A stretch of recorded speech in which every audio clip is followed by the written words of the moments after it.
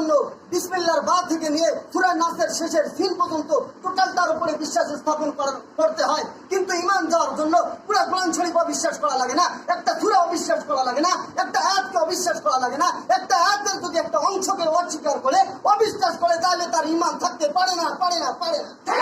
হাজরিন, আল্লাহ পাক রব্বুল আলামিন পৃথিবীতে যত নিয়ামত আল্লাহ তাআলা দান করেছেন, সমস্ত নিয়ামতকে বাদ দিয়ে যদি আমরা আমাদের শরীরের দিকে তাকাই, তাহলে আমাদের শরীরের যতগুলি নিয়ামত আল্লাহ তাআলা দান করেছেন, এই শরীরের এই অসংখ্য অগণিত নিয়ামতের মধ্য থেকে যদি সামান্য একটা নিয়ামত আল্লাহ তাআলা কারো কাছ থেকে ছিনাই নেয়, যেমন ধরেন কোন একজন ব্যক্তি যদি পৃথিবীতে থাকা অবস্থায় যদি আল্লাহ তাআলা তার একটা হাত নষ্ট করে দেয়, যদি আল্লাহ তাআলা তার একটা চোখ নষ্ট করে দেয়, একটা চোখ আল্লাহ তাআলা তার কাছ থেকে নিয়ে নেয়, তাহলে ওই ব্যক্তিটা পৃথিবীতে সব থেকে দুঃখী মানুষের খাতায় তার নাম উঠে যায়। কিন্তু মুহতারাম হাজিরিন, এই সমস্ত নিয়ামত যদি কেউ হারায়, তাহলে সেই ব্যক্তিটা শুধুমাত্র পৃথিবীতে সব থেকে দুঃখী মানুষের খাতায় তার নাম চলে যায়। কিন্তু আল্লাহ তাআলা এমন একটা নিয়ামত আমাদেরকে দান করেছেন, যে নিয়ামতটা যদি কোনো মানুষ না পায়, তাহলে সে যেমনি ভাবে দুনিয়াতে সব থেকে দুঃখী মানুষের খাতায় তার নাম চলে যায়, ঠিক তেমনি ভাবে আখিরাতেও তার আখিরাতেও সে সব থেকে দুঃখী মানুষের কাতারে সে পড়ে যায়। সেই নিয়ামতটা হচ্ছে ঈমানের নিয়ামত।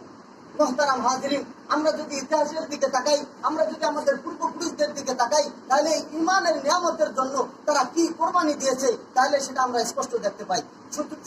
শুধুমাত্র তারাই নয় যে তারাই ঈমানের জন্য কোরবানি দিয়েছে, বরং এখনো যদি আমরা আমাদের পার্শ্ববর্তী রাষ্ট্রগুলির দিকে তাকাই, তাহলে এখনো অসংখ্য অগণিত লক্ষ লক্ষ মুসলমান যারা এই ঈমানের নিয়ামতের কারণে আজকে জালেমদের কাছ থেকে জুলুমের শিকার হচ্ছে। আজকে জালেমরা তাদের উপর দিয়ে স্টিম রোলার চালাচ্ছে। একমাত্র কারণ হচ্ছে তারা ঈমানদার, তাদের ভিতরে ঈমান রয়েছে। মুহতারাম হাজিরিন, এই ঈমান কাকে বলে? ঈমান কি জিনিস? ঈমান কাকে বলে তার একটা ছোট্ট একটা আমি সংজ্ঞা বলবো, কেননা আমাদের দেশে বুদ্ধিজীবী বেশি।